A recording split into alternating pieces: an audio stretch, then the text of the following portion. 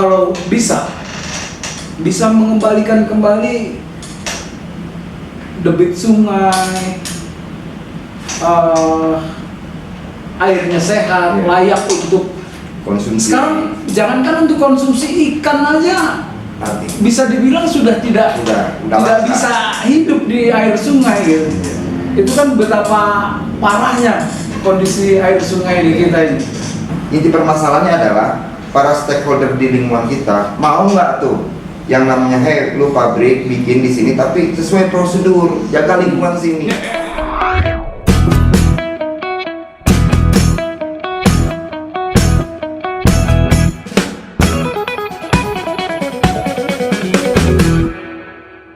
Jangan lupa like, komen, dan subscribe channel ini ya. Terima kasih. Kami ada untuk Anda.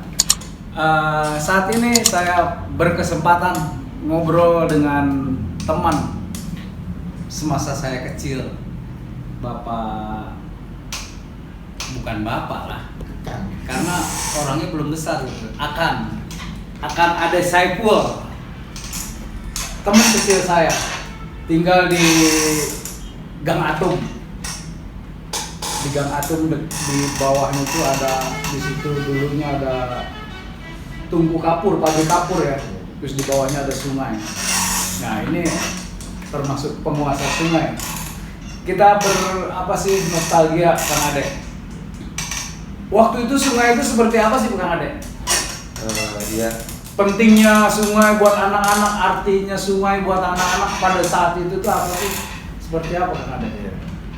Baik ya Kang Esti ya, kalau kita cerita tentang sungai, sejarah sungai, manfaat sungai, nostalgia kita ke masa lalu itu sebenarnya sungai di setiap Sungai Cigede ya? Namanya Cigede. Makanya kalau di bawah rumah saya persis tuh dari Gang Atum ke bawah itu Cigede.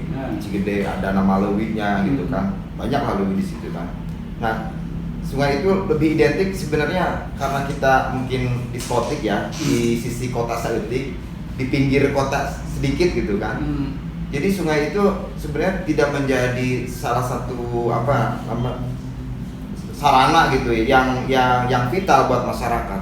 Karena kita memang ya bisa dibilang sudah combine dengan kaum urban ya. Mandi di sungai setiap hari Pak? Cuman itu dipakainya, kalau nostalgia saya semasa kecil itu hanya untuk bermain, mandi. Kalau bahasa Sundanya itu kokodok ya, kokodok pudang, kurang gitu kan. Papalidan ya, kita hanyut-hanyutan. Hanya sekitar dulu cari udang dapat banyak nih. Udang itu malah ada istilahnya seperti ini. Kalau kamu pengen bisa berenang, lu makan udang mentah. Zaman saya tuh.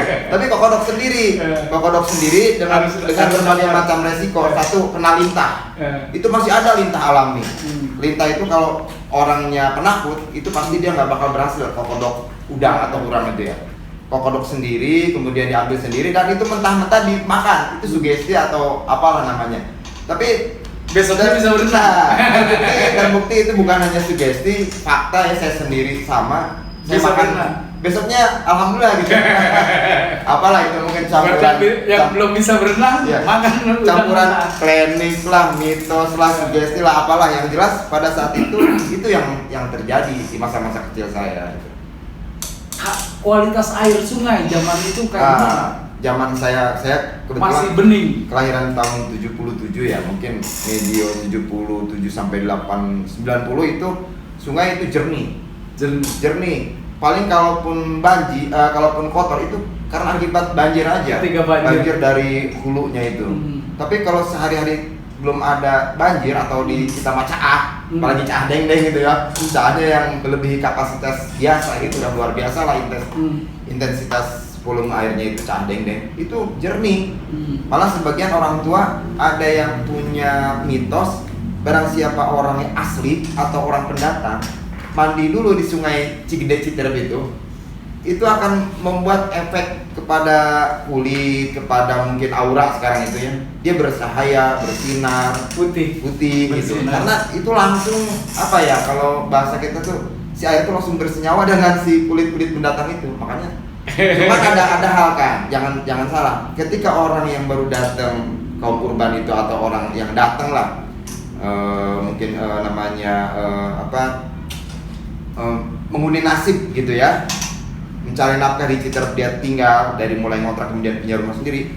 Jangan sekali-kali main ke Kali Cigede itu sendiri, harus ditemani oleh orang tempatan. Sebab itu ada semacam semacam bisa mitos, bisa mungkin satu pakem di Lewi Anyar itu. Satu pakem ya, di air bantaran sungai itu, kalau si pendatang itu datang sendiri itu tanggung resiko sendiri, dan itu fakta. Dimakan oleh sungai. Nah, pokoknya fakta. Saya kebetulan pada saat itu punya kontrakan dan ada orang yang ngontrak, udah dikasih tahu itu jangan mandi sendiri. Padahal pada saat itu cuaca nggak mendung, pokoknya diperkirakan tidak akan ada banjir. Itu airnya biasa tenang, dia mandi, itu hilang, tewas itu. Dan itu banyak ceritanya, malah bisa jadi siklus tahunan lah. Dia minta korban, wallahu alam ya. Cuman fakta gimana tuh? Ya. Kalau kedalaman air waktu itu? Ya variasi ya sebenarnya. Cuman kalau dulu memang 1 meter lebih.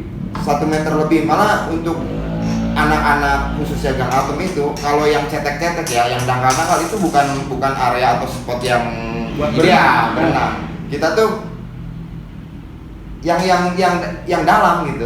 Ya yang kalau di Sunda itu lewi ya. Kalau itu apa ya?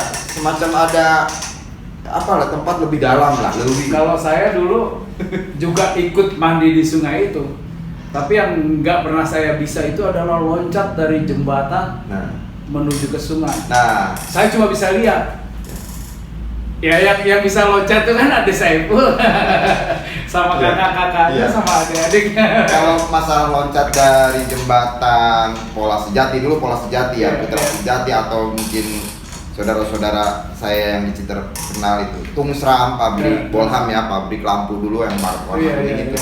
Kalau loncat dari jembatan Pola Sejati, jembatan Tungsram, itu lebih kepada apa ya? Mungkin kalau sekarang itu semacam atraksi, uji nyali lah dari para senior. Kamu udah layak belum gitu kan? Udah levelnya naik, bukan hanya sekedar bisa berenang, tapi nyalinya naik nggak? Sebab kalau dia sudah berani terjun dari jembatan ke bawah, dalam posisi si air itu banjir atau lagi tidak banjir, itu udah dikatakan dia naik level. Malah yang ekstrim lagi Kang ya, ketika banjir atau cah itu datang, kita bukannya minggir, ketakutan, kegirangan, sebab kita bisa hanyut-hanyutan itu dari jauh spotnya. Dari mungkin sudah lintas desa, lintas gang lah ya, dari Gang Atom itu mungkin udah masuknya ke sana, Gang Masan lah belokan gitu ya. Itu atau disebutnya dulu Marawabia. Nah dari situ kita hanyut. Nah sebelum ke Lewi Asih sekarang terkenal ya, di pas pompa airnya Tungsram itu, kita bagaimana caranya jangan sampai masuk ke lingkaran si Lewi itu, sebab kita akan tersedot. Kita harus cepet-cepet berenang ke pinggir menyelamatkan diri. Itu begitu. Ketika banjir malah kita tertantang. Tapi syarat kalau orang yang salah satunya berani terjun, salah satunya bukan hanya berani berenang. Itu kalau dihitung ketinggian Kang, saat itu jembatan Pola Sejati sampai ke sungai itu berapa meter? Saya kira sih itu lebih dari 15 meter ya, 20-an lah itu. Bisa itu 15-an meter itu. Menurut saya ya. Sebab kan ya kalau sekarang ya kalau kita pengen ada validasi ya harus diukur, teman. Dilihat dari kasat mata aja dari atas nggak mungkin itu 10 meter. 15 meter mah paling tidak itu, bisa lebih. Itu 15 meter dengan tanpa alat safety belt lah, sedikit pun.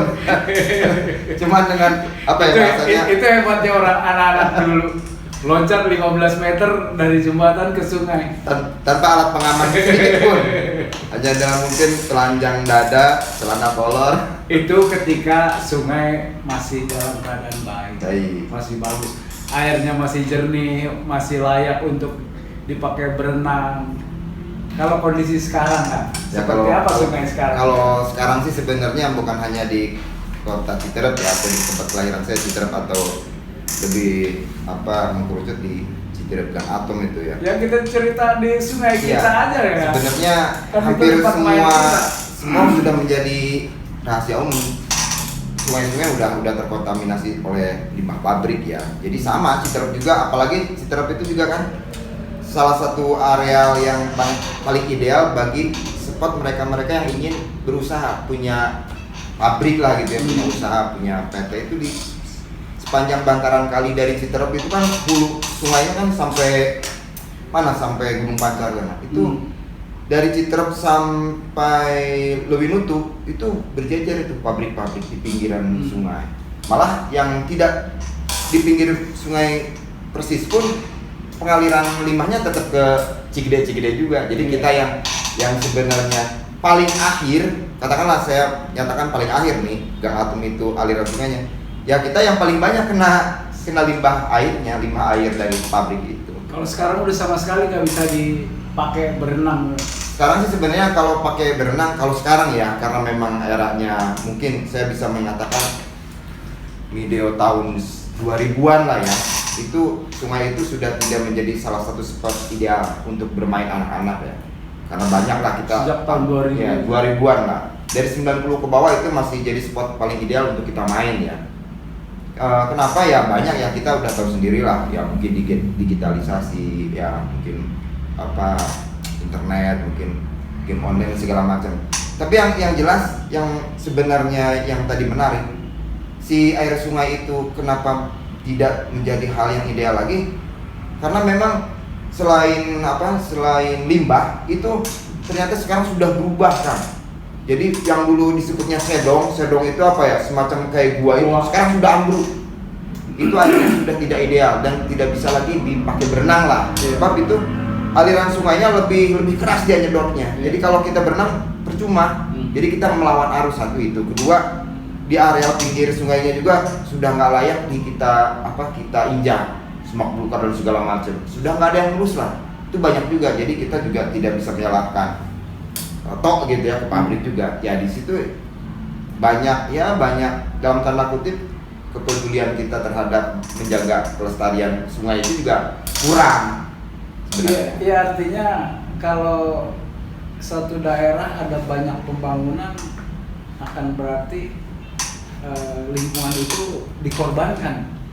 Yang jadi korban atau dikorbankan atau yang jadi korban ya? Ya contohnya dulu sungai bagus, jernih. Sekarang setelah era industrialisasi berjalan, sungai jadi rusak, keruh, tercemar. Kan seperti itu ya? Iya. Kalau menurut saya sih, kalau ada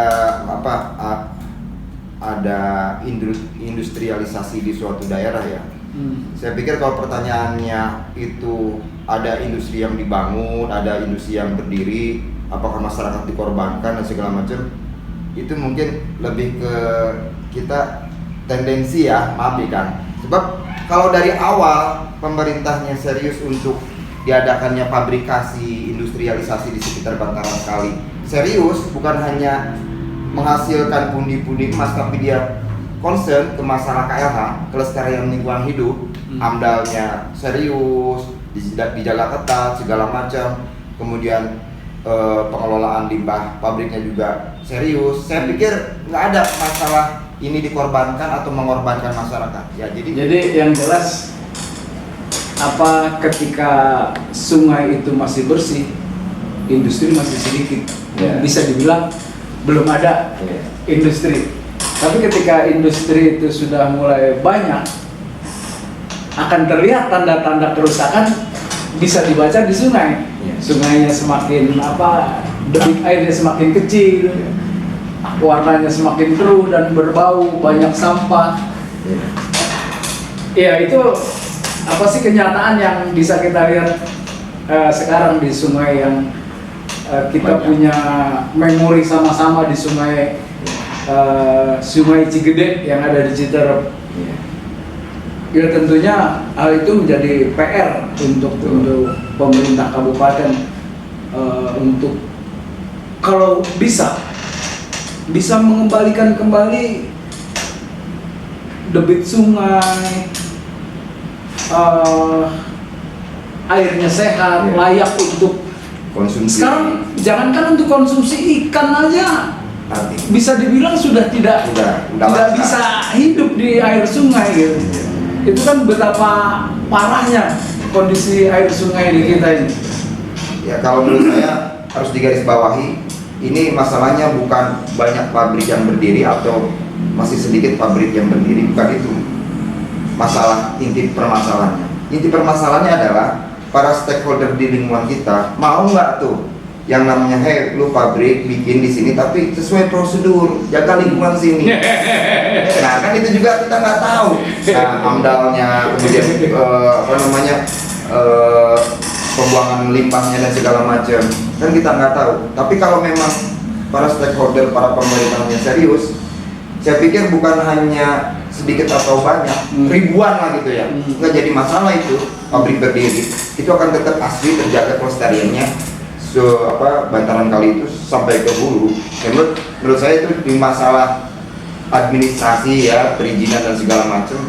Kalau memang serius mau mengelola, nggak bakal terjadi itu. Nah. Oke, demikian Kang Ade. Terima kasih atas bincang-bincangnya. Pemirsa Cintarepedia, begitu pesan yang bisa kita sampaikan bahwa ada keterkaitan antara kerusakan sungai dan kondisi air sungai yang sekarang itu dengan keberadaan industri. Bupati kita beberapa waktu lalu pernah menangkap basah pelaku-pelaku industri yang sengaja membuang limbahnya ke sungai, dan kita harapkan Bupati terus konsisten dengan menindak industri-industri yang sengaja mencemari sungai, dan kita berharap sungai kita akan kembali bersih dan kembali bisa menjadi tempat yang diandalkan untuk bermain untuk anak-anak. Demikian Cintarepedia, terima kasih.